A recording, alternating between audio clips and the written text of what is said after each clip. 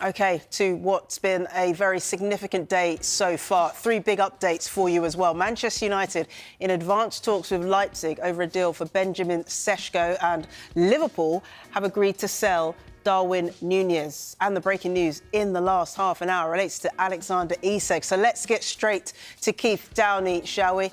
Keith, really good to see you. I know you've been in touch with this story throughout this ongoing saga. We're up to another incident, another chapter of this debacle. Bring us exactly up to date about what is happening here with Alexander Isak.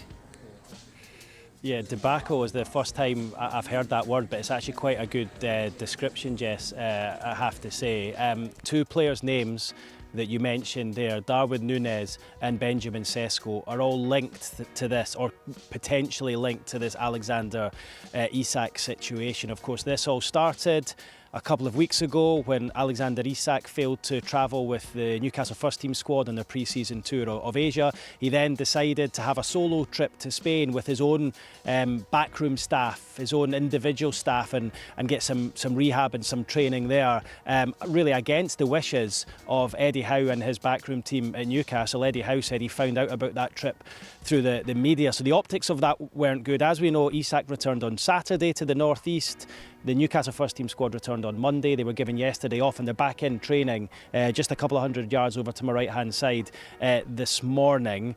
Eddie Howe has decided that he wants to have a kind of gathering, friends and family bonding session at the training ground today. So once the players finish training, which is just about now, I think, the players' families and children, wives, partners are all invited into the training ground for lunch and activities for the kids, just to try and ensure that everyone is together. Now, this isn't a new thing. They have it quite often here at Newcastle, but I think the timing of it interesting, given everything that's going on with Benjamin Sesko and Alexander Isak.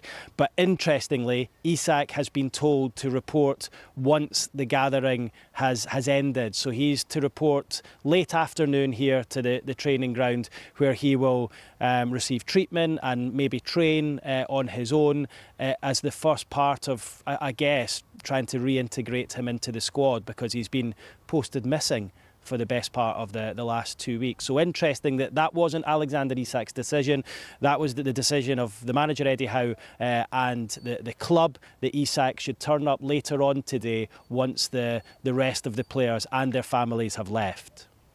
OK, Keith, thank you for that update. But this comes, of course, as Newcastle seem to be losing out in the race for Benjamin Sesko. Is that the case? And how much would that add to this sense of frustration around this current transfer window?